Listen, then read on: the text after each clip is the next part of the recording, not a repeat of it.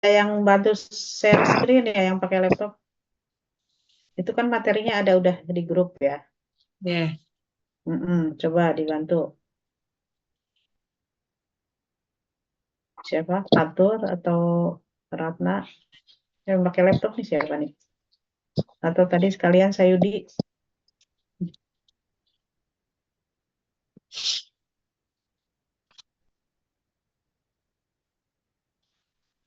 Bisa sama-sama.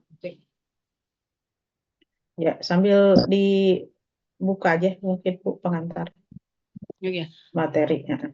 Ya, Bismillahirrahmanirrahim. Assalamualaikum warahmatullahi wabarakatuh. Perkenalkan, Sama. kelompok 2 yang dianggotakan oleh saya sendiri, Siti Asya dan anak dan Fatia Madinatul Musarrofah. Hari ini izin maaf. Eh, saya mulai, Bu. Ya, Nah, hadis merupakan salah satu sumber pokok, atau judulnya adalah fungsi hadis sebagai sumber ajaran dan hukum Islam. Hadis merupakan salah satu sumber pokok ajaran Islam. Terhadap beberapa fungsi hadis sebagai sumber hukum Islam yang perlu dipahami. Hadis adalah sumber pokok ajaran Islam yang tentunya dapat memberikan penjelasan lebih lanjut ajaran Islam yang tercantum dalam Al-Quran. Al-Quran dan juga hadis menjadi sebuah satu kesatuan untuk pedoman umat manusia, khususnya umat Muslim. Al-Quran dan hadis merupakan pegangan umat Muslim agar tidak kehilangan arah dan mendapatkan petunjuk dari Allah Subhanahu wa Ta'ala. Sebagai sumber hukum Islam tentunya dapat menambah pengetahuan manusia sebagai makhluk ciptaan Allah. Hadis menjadi salah satu sumber hukum Islam setelah Al-Quran, di mana jika terjadi suatu perkara yang belum jelas dalam Al-Quran, maka hadis bisa menjadi sebuah sandaran berikut setelah Al-Quran. Oleh sebab itu, ada beberapa fungsi hadis sebagai sumber hukum Islam.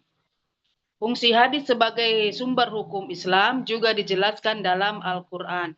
Jika Al-Quran adalah sumber hukum Islam pertama, maka hadis merupakan sumber kedua setelah Al-Quran. Keduanya terkait secara erat dan tidak bisa dipisahkan satu sama lainnya. Sebelum menelaah lebih jauh, fungsi hadis sebagai sumber hukum Islam perlu untuk mengetahui tentang pengertian hadis terlebih dahulu. Hadis dan Al-Quran merupakan dua sumber hukum Islam yang memiliki hubungan dan keterkaitan satu sama lainnya. Untuk menjelaskan terkait ajaran Islam. Hadis secara harfiah dapat diartikan sebagai perkataan atau sabda, percakapan atau perbuatan. Sedangkan secara terminologi, hadis didefinisikan sebagai catatan yang bersumber dari pernyataan dan tingkah laku Nabi Muhammad SAW. Menjadikan landasan syariat Islam. Secara garis besar, hadis mempunyai makna segala perkataan atau sabda, perbuatan dan ketetapan lainnya dari Nabi Muhammad SAW yang dijadikan hukum syariat Islam selain Al-Quran. Ada banyak sekali ulama-ulama ahlul hadis, di antaranya adalah Imam Bukhari, Imam Muslim, Imam Turmudi, Imam Ahmad, Imam Abu Daud, Imam Ibnu Majah, dan Imam Nasai. Punten Ibu Siti Aisyah, Kenapa? ini poin-poinnya aja ya karena waktunya sebentar. Jadi langsung fungsi pertama apa, kedua, ketiga, Oke, ya. dijelasin apa itu maksud fungsinya, kemudian contohnya. Itu aja ya. Biar nanti lebih rincinya teman-teman langsung baca di makalah di grup. Baik, Bu. Ya.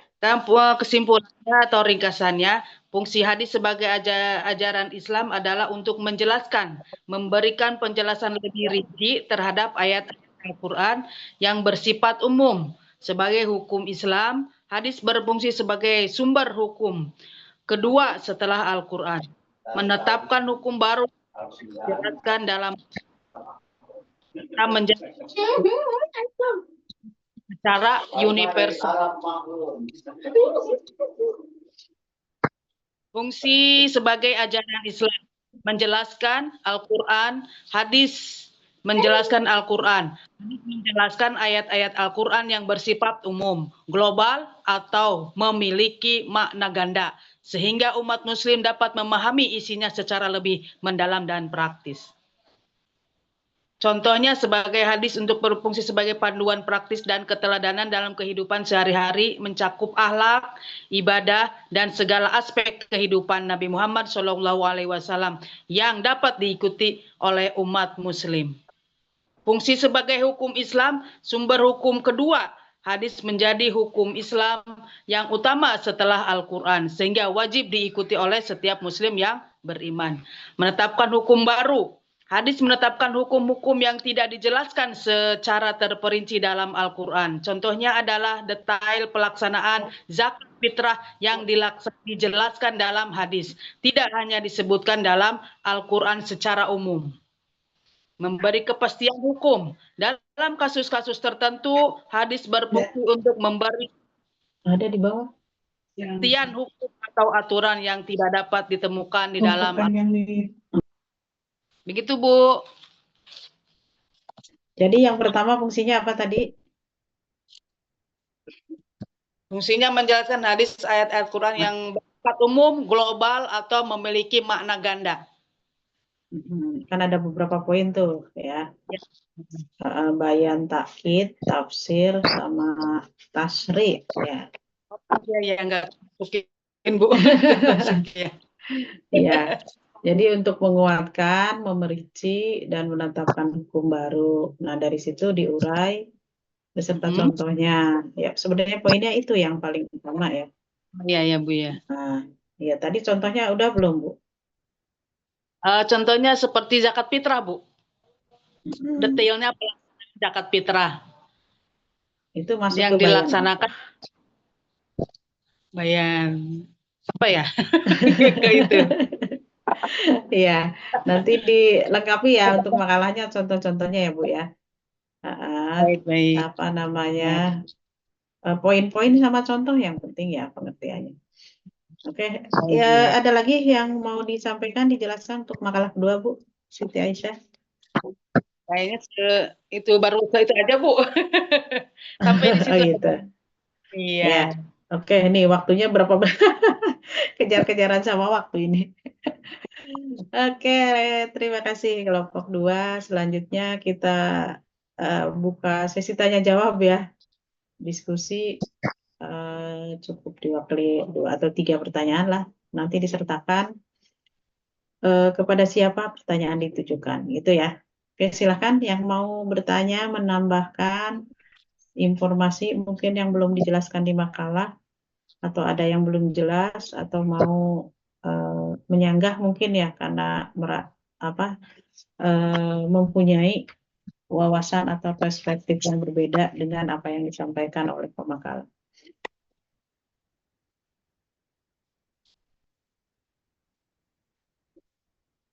Ya, silahkan. Dimanfaatkan waktunya nih, nggak usah lama. Langsung saja ya, yang mau bertanya langsung saja boleh di on mic.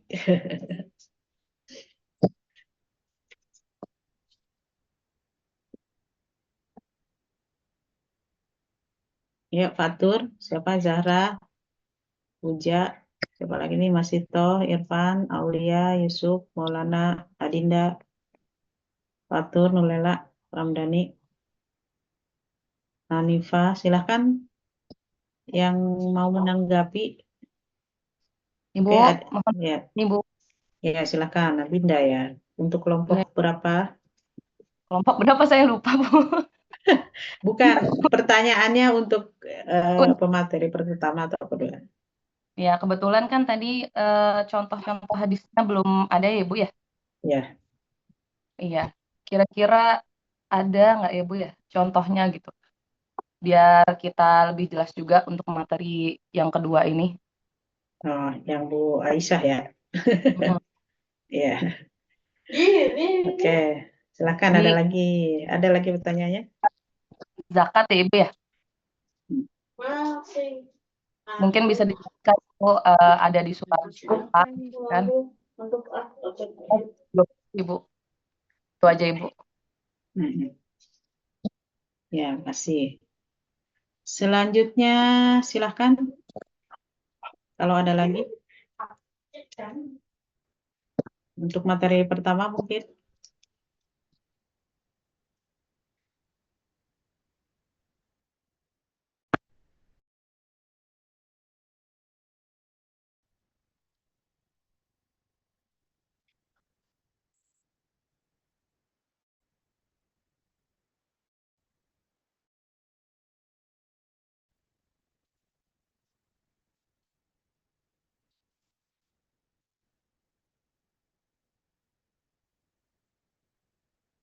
Ini di sekolah ada siapa nih? Ini ke siapa itu?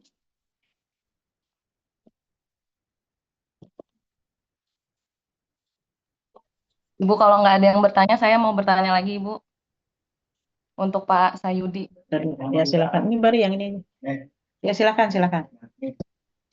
Kebetulan tentang hadis ya Bu ya, hadis sunnah khobar ya Bu. Saya mau bertanya, sih cara menentukan kesahihan sebuah khobar dalam ilmu hadis? Itu aja Ibu untuk Pak Sayudi sama Pak Habib ya. Ya, ya, boleh. Cari-cari. Oke, makasih ya Dinda.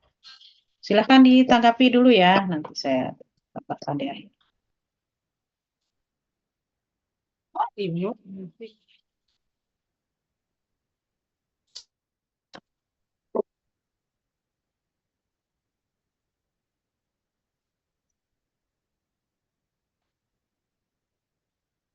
Ya, Gimana boleh. Kak tadi Kak sanad bersanad yang tentang apa hadis kabar Ibu? Kak Dinda, masuk nggak nih suaranya? Masuk Pak. Yuk. Jadi kalau hadis itu kan perkataan yang disampaikan Nabi. Kemudian ada hadis kabar. Kabar ini kan setelahnya Nabi itu para sahabat. Nah, jadi untuk kita bagaimana cara mensahihkan atau apa di apa ya namanya? Legalisir kali ya, legalisir kalau kata ijazah sama. Jadi kita perlu adanya penelitian khusus Kak. Penelitian yang mendalam terhadap dua unsur utama. Dari sanadnya dari mana? Apakah ini sanadnya nyampe kepada Nabi atau hadisnya hanya hadis yang tidak sahih. Jadi banyak hadis yang tidak bersambung kepada Nabi. Kayak seperti contohnya di hadis-hadis tarawih tuh yang di bulan Ramadan sering disampaikan tuh. Ya, hadis Berarti Nabi. intinya apa Jadi ya? kita, Tidak jadi kita gitu-gitu. harus cari ringkasannya. Yang pertama, sanadnya nyambung nggak ke Nabi? Sifatnya benar nggak dari sumber hadisnya dari kitab apa, misal seperti itu. Kan dari dalam bulan puasa sering tuh disampaikan tuh. eh Awaluhu rahmatun wa ulasuhtu magfiratun wa akhiru itu minan nar. Jadi puasa itu yang pertama adalah rahmat. Jadi rahmat semua.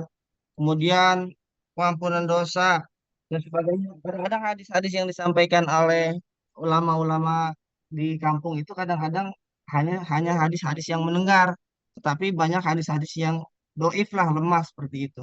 Jadi intinya untuk kita memvalidasi hadis yang disampaikan Nabi, kita harus mencari sumber dengan teliti dan bertanya dengan ahli hadis, guru-guru ngaji seperti itu Kak. Itu aja mungkin Kak.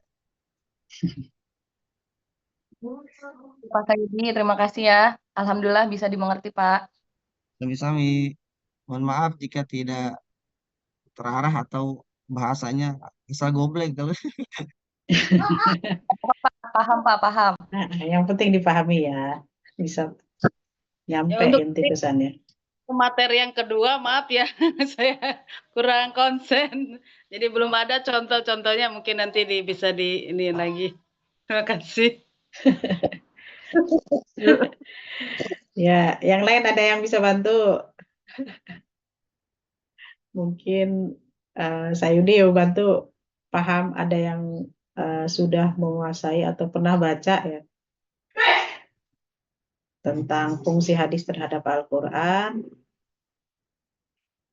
Apa aja poinnya, contohnya apa? Ada yang sudah pernah belajar atau baca?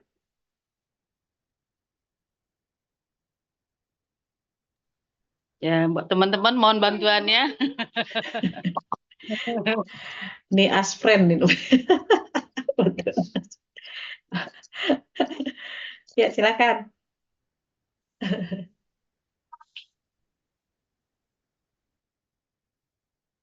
Kayak tidak ada ya. Udah langsung aja deh ya. Udah waktunya udah mau habis soalnya. Aduh, ditunggu sama. Oh, tapi nanti jam 8 mah ini ya masih kosong. Cuman saya mau ada acara ini. Oke, baik.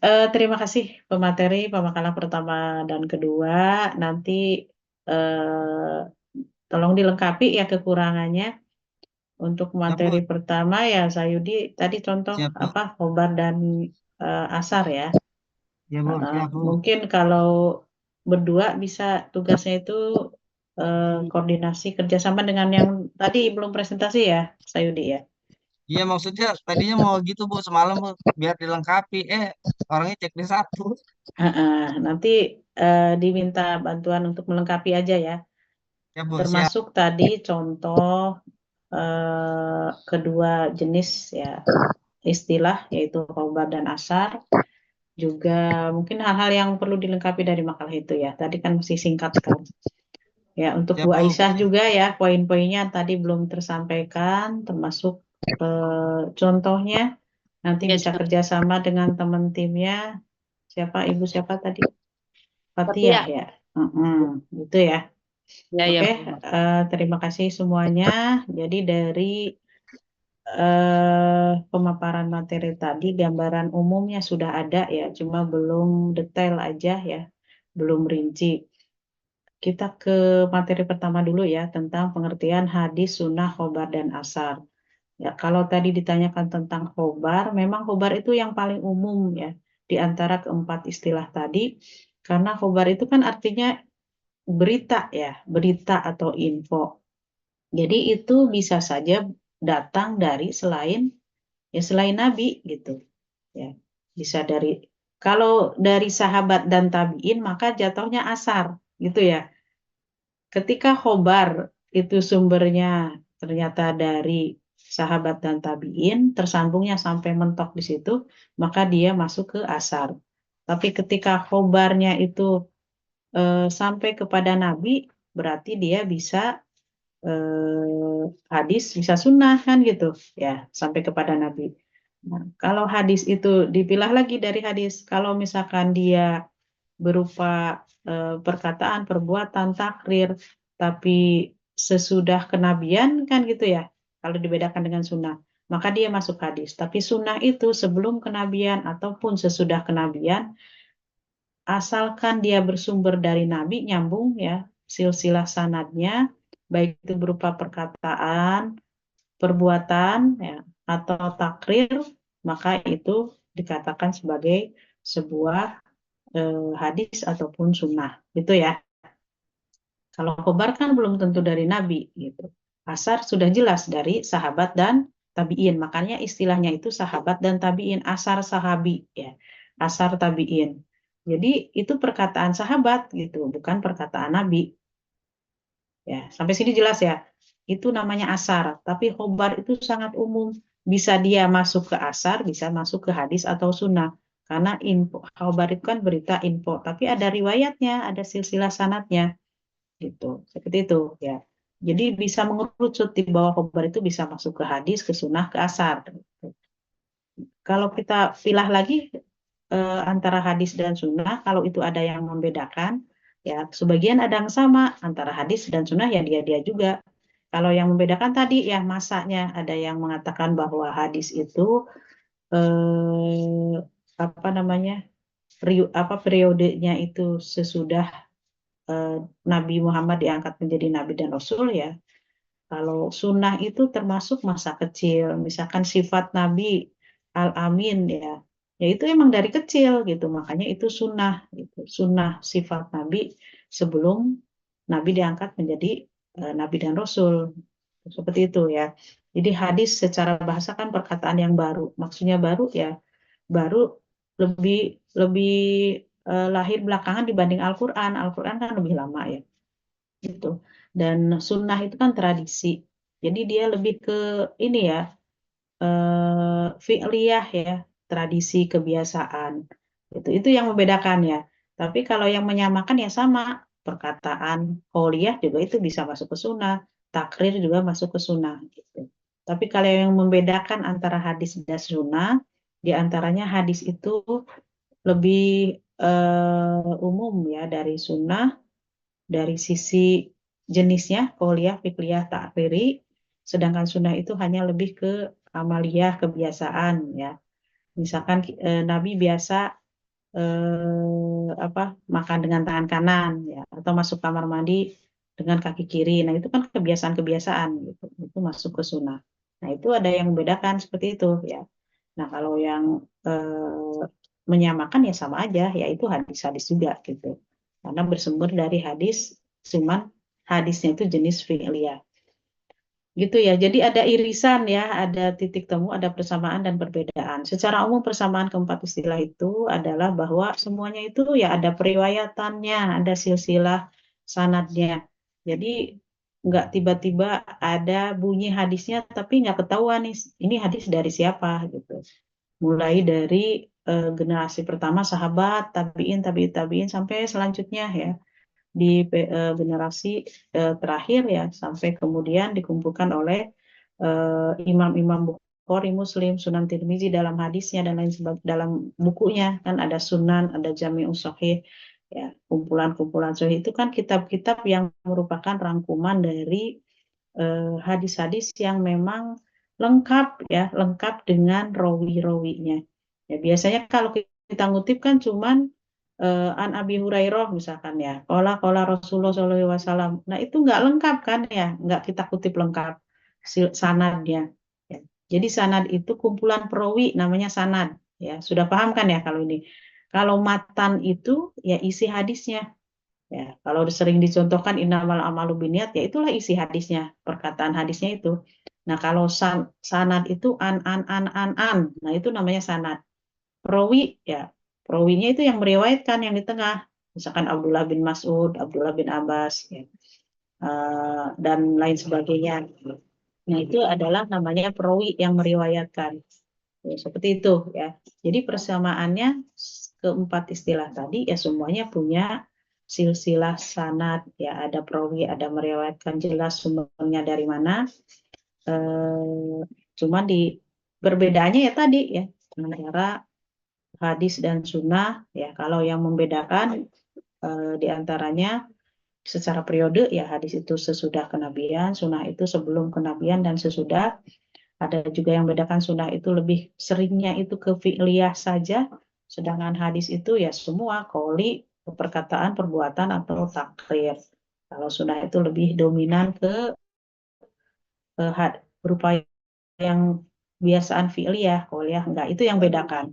Tapi yang mestinya makan ya sama, mau sunnah hadis sama aja itu isinya qauliyah Nabi ya, fi'liyah perbuatan, perkataan ataupun persetujuan atau takrir atau sifat, mau sebelum diangkat jadi Nabi ataupun sesudah ya sama aja gitu antara hadis dan sunnah, itu yang menyamakan. Paham ya? Nah, kalau khobar itu tadi umum ya. Jadi kalau mau membedakan mana sih berita khobar, kan berita info, khobar yang sahih dan enggak. Ya kalau yang sahih berarti kita teliti ya antara sanad dan matannya. Nah, kalau yang sahih berarti sampai ke hadis sahih atau sunnah ya. Hadis sahih kan syaratnya apa ya? Periwayatnya itu adil, dobit ya. Kemudian sanadnya itu bersambung, kemudian matannya itu min ghairi syuddin ala ilatin. Matannya itu enggak ganjil gitu, enggak berilat ya, enggak janggal, enggak bertentangan dengan Al-Qur'an, enggak bertentangan dengan hadis sahih lainnya. Itu kan kriteria hadis sahih ya. Nanti kita akan belajar di pertemuan selanjutnya ya tentang apa itu kriteria hadis sahih, hasan, dhaif gitu. Ya, yang paling utama untuk perawi kriteria sahihnya itu adalah harus kuat hafalannya. Ketika nggak kuat hafalannya maka turun kualitas hadisnya menjadi hadis hasan. Itu hanya dari sisi hafalan ya, hafalan kuat atau enggaknya. Gitu. Kalau yang pelupa ini gampang lupa nih, nah itu berarti bukan nggak bisa meriwayatkan hadis kualitas sahih gitu. Jadi turun ke hadis hasan. Dia akan naik menjadi hasan. Hasan itu ada lidzatihi li ghairihi gitu. Kalau lidzatihi karena memang eh, kualitasnya itu memang karena hadisnya sendiri, periwayatnya memang kurang kuat hafalannya. Kalau li ghairihi karena dikuatkan dengan hadis lain yang lebih tinggi, berarti dia terbantu gitu kalau li ghairihi itu dengan hadis lain yang lebih kuat sehingga naik derajatnya. Gitu ya. Jadi untuk mencari, menentukan khobar yang sahih dan enggak, ya sama aja berarti kita bertanya tentang yang pertama tentunya karena khobar itu pengertiannya itu apa yang disandarkan, bisa dari Nabi dan bisa bukan, berarti kalau nanyanya menentukan kualitas khobar yang sahih, berarti harus yang pertama nyambung ke Nabi dulu, gitu. Ya, silsilah sanadnya itu nyambung ke Nabi, bersambung, nggak terputus. Misalkan dari tabiin langsung ke sahabat, ini di tengah-tengah nggak nyambung nih. Ada periode apa namanya dari tabiin ke sahabat, harusnya kan ke tabiin dulu gitu. Ada yang kosong di tengah, itu kan terputus namanya. Nah itu berarti nggak sahih gitu. Ya seperti itu. Kemudian dari matanya harus memang nggak bertentangan dengan Al-Quran ya terutama yang pertama, kemudian dengan hadis sahih lainnya. Gitu ya, siapa tadi yang bertanya? Adinda, sudah bisa dipahami? Paham Ibu, insya Allah. Kemudian tentang contoh dari fungsi hadis terhadap Al-Quran ya, secara garis besar ini saya jelaskan ya, bahwa fungsi hadis terhadap Al-Quran itu ada 4 ya, tapi yang paling umum sih ada 3. Ada bayan takkid, takkid itu penguat, artinya apa yang disampaikan oleh hadis sama dengan apa yang disampaikan oleh Al-Quran. Kan penguat ya, misalkan tentang perintah untuk sholat ya, aqimus sholah atau atuz zakat. Nah, di hadis juga banyak kan tentang perintah itu ya, untuk minabillah wa tuqimas sholat wa ita zakat. Nah, itu kan hadis sama memerintahkan bahwa seorang muslim itu rukun Islam harus diantaranya ya apa namanya sholat ya, zakat, puasa dan lain sebagainya gitu ya. Itu penguat ya, penguat artinya ya sama menguatkan gitu, yang disampaikan dengan tadi sama persis dengan apa yang disampaikan oleh Al-Quran gitu, enggak beda gitu secara umumnya. Nah kalau tafsir itu memerinci itu menjelaskan lebih detail ya. Contohnya tentang aqimus sholat tadi ya, dirikanlah sholat, kan banyak ya di ayat Al-Quran itu. Kemudian kan caranya nggak tahu gimana, waktunya, caranya, rukunnya, dan lain sebagainya. Nah, itulah yang diperinci ditafsirkan dalam hadis. Ya. Solu kama ro'aitumuni usoli, contohnya hadis yang sering kita dengar ya, sholatlah seperti cara sebagaimana aku sholat. Gitu. Sebagaimana tadi contoh hadis yang di makalah Sayudi tadi ya, ada posisi berdiri, duduk, mulai misalkan dari toharoh, pertama cuci tangan dan lain sebagainya. Nah itu kan dalam Al-Quran rukun wudhu itu hanya 4 ya. Idza qumtum ila sholat faghsilu wujuhakum wa aydiyakum wamsahu biru'usikum wa arjulakum ilal ka'bain. Hanya 4 yang wajibnya. Tapi dalam hadis Nabi dijelaskan dari mulai pertama cuci tangan. Itu kan nggak ada dalam Al-Quran. Ya, itu dijelaskan lebih detail, lebih rinci ya. Kumur-kumur, istinsyak, tamadmad, kan ada hadisnya itu ya. Baru masuk ke wajib kan muka, wamsahu birusikum wa aidiakum ya, pagsilu wujuhakum dulu ya, wa aidiakum wamsahu birusikum wa arjulakum birusikum wa arjulakum. Nah itu secara yang wajibnya. Sehingga ngambil kesimpulannya apa? Kalau darurat, ya misalkan air terbatas, maka kita boleh berwudu ngambil yang wajibnya aja. Nggak usah cuci tangan, nggak usah kumur-kumur. Itu istimbat hukumnya ya. Itu kalau darurat, misalkan airnya sedikit terbatas, ya. Nah itu boleh. Gitu. Tapi dianjurkan kalau misalkan keadaan nggak masakoh ya, nggak ada nggak darurat ya kita harus mengikuti sunnah Nabi ya. Sunnah Nabi ya dari lengkap ya dari mulai cuci tangan ya kumur-kumur sampai terakhir ya. Gitu seperti itu ya bahkan sampai berdoanya gitu dalam ayat Al-Qur'an hanya poin intinya gitu. Doa juga kan nggak disampaikan. Itu hanya poin yang wajibnya aja tentang rukun wudhu. Itu contohnya banyak ya tentunya sholat juga kan caranya dari awal sampai akhir, berapa rakaatnya, waktunya. Sementara dalam Al-Qur'an hanya perintah untuk aqimus sholat, wa atuz zakat, tentang zakat juga apa aja nih yang perlu dizakati. Kalau nggak ada hadis kan kita nggak tahu gimana caranya, kapan mengeluarkan zakat, seberapa banyak gitu. Ya kepada siapa disalurkan dan lain sebagainya. Nah, itu semua dijelaskan di dalam hadis. Sampai sini paham ya? Itu namanya bayan tafsir. Kalau tasyri itu menetapkan hukum baru yang nggak ada di dalam Al-Quran. Ya, di antaranya contohnya tentang bagaimana menyembelih binatang yang di dalam perutnya itu ada anaknya yang lagi hamil ya, binatang yang lagi hamil. Maka ada hadis yang menjelaskan bahwa dengan menyembelih induknya berarti sekaligus menyembelih anaknya ya janin di dalam si perut induknya tadi. Nah, itu kan menetapkan hukum baru karena nggak dijelaskan ya di dalam Al-Quran gitu. Hanya diperintahkan untuk kalau misalkan mau ini ya harus disembelih dulu gitu. Ya, dengan cara yang kan dengan cara yang halalan thayyiban dan lain sebagainya. Ya itu secara umum ya nanti bisa di kalian kembangkan ya untuk udah jam 8 ya. Untuk contoh-contohnya ya terutama untuk pemakalan nanti Bu dilengkapi ya Bu Aisyah sama Bu Fatia. Dan yang lain juga ya supaya lebih paham silahkan kalian ya tugasnya mencari contoh-contoh tadi ya.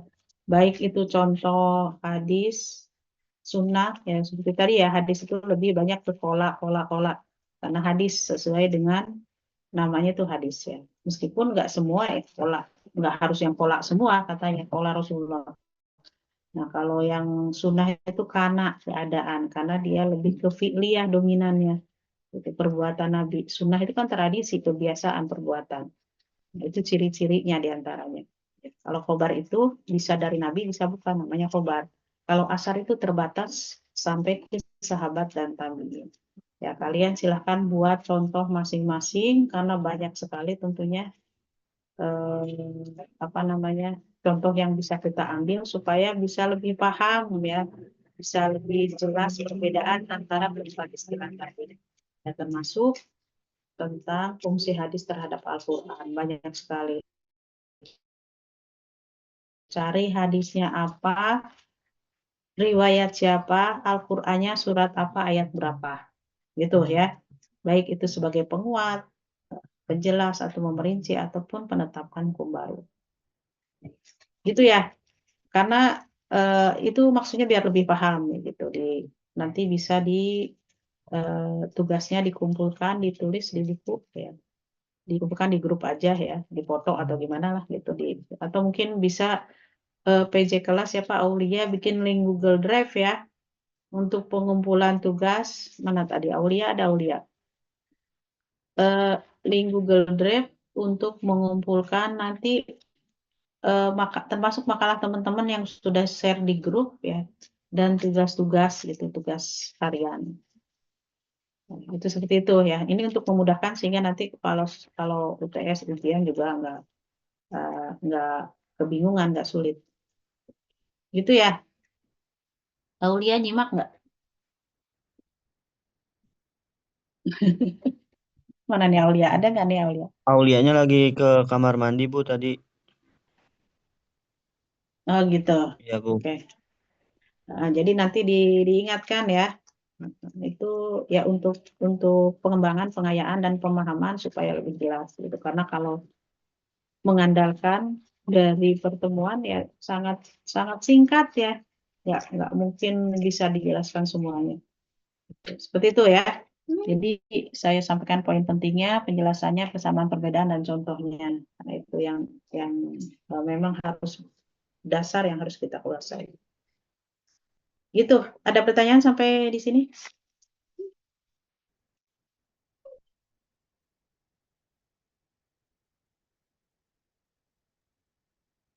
Sudah cukup ya? Ini coba saya absen dulu.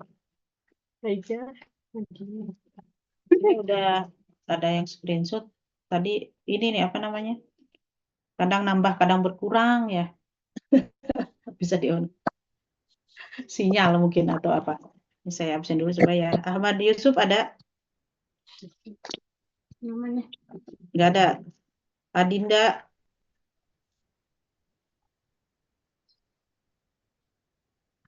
Hadir, Bu. Ali Sodikin,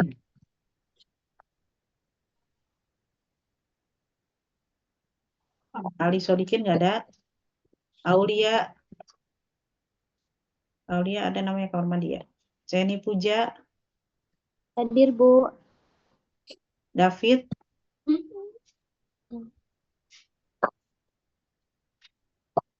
nggak ada.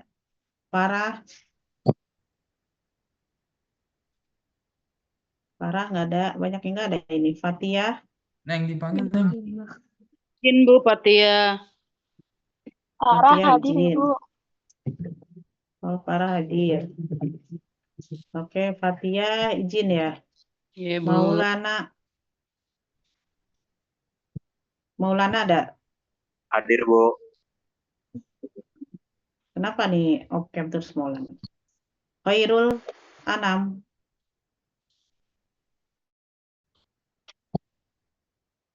Izin Bu, di pondoknya ngajar kayaknya Bu. Khairul Anam. Oke, Fatur Rahman, Hadir, Bu. Habib, Izin Bu, baru aktif tadi dia. Hanifah, Hadir Bu. Hanifah bukannya laki-laki nih ya? Dan Muhammad, saya bacanya Hanifah aja, maaf. Muhammad Hanifah ternyata ya. Irfan, Hadir Bu. ada Irfan. Irfan mana? Hadir, Bu. Oke, Ramdhani, Hadir, Bu. Rusli, Izin sebentar tadi udah masuk, Bu. Lagi nganin live streaming pondok. oke, Butuh Hari, Mutahari itu Bu, pindah ke kelas reguler. oh iya. Naila Septiana, Naila Yusuf,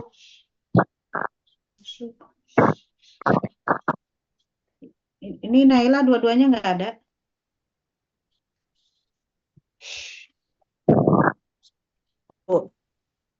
Naila Yusuf ada, Naila Septiana nggak ada. Ibu. Nila Yusuf. Ya, Naila Septiana nggak ada ya. Ratu ada. Rulita,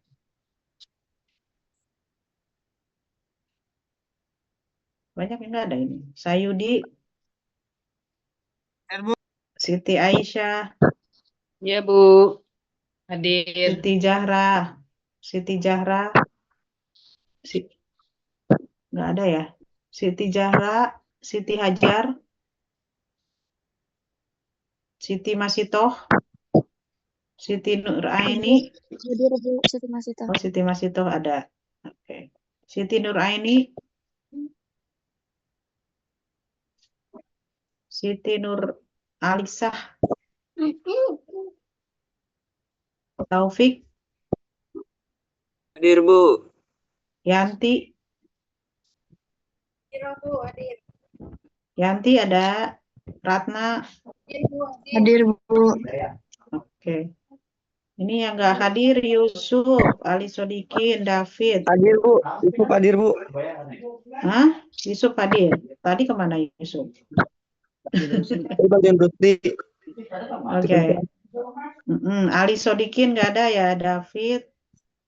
Kemudian siapa ini? Naila Septiana, Ratu, Rulita, Siti Zahra, Siti Hajar, Siti Nur Aini, Siti Nur, Alisah. Itu yang nggak hadir ya, yang nggak ada info. Oke, cukup ya untuk hari ini. Pertemuan dua materi tadi, mudah-mudahan biarpun sebentar bisa dipahami ya, dan menjadi wawasan ilmu baru yang juga bisa diamalkan tentunya, sehingga kita bisa memilah, mengetahui perbedaan macam-macam istilah hadis tadi, kemudian bisa mengetahui ya apa fungsi Al-Quran terhadap fungsi hadis sebagai sumber hukum yang kedua terhadap Al-Quran sebagai pedoman hidup utama. Izin bertanya, Bu, Yang itu pertama, contoh hadisnya berapa aja gitu, Bu? Untuk apa nih, tugas kelompok apa yang pribadi? Tugas yang pribadi, Bu, yang contoh hadis diriwayatkan sama ayat Al-Qur'annya kira-kira berapa yang dikumpulkan? Berapa hadis gitu? Berapa? Betul. Boleh 2. Minimal. Ya, 2. Oke, gitu ya. Ada lagi yang mau bertanya? Oh iya, oke. Batas Ya, Bu. waktunya kapan, Bu? Terima kasih. Batas waktunya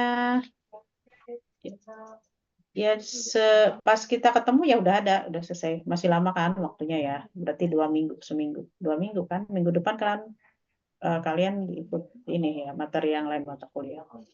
Jadi waktunya 2 minggu ya. Insya Allah cukup lah waktunya ya.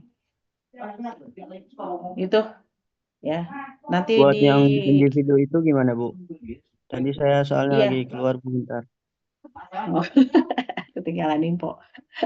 Ya, individu ya itu buat contoh ya, contoh masing-masing istilah hadis tadi ya, sunnah, Istilah hadis hadis, sesuai sanad apa gimana, Bu? bukan, ada istilah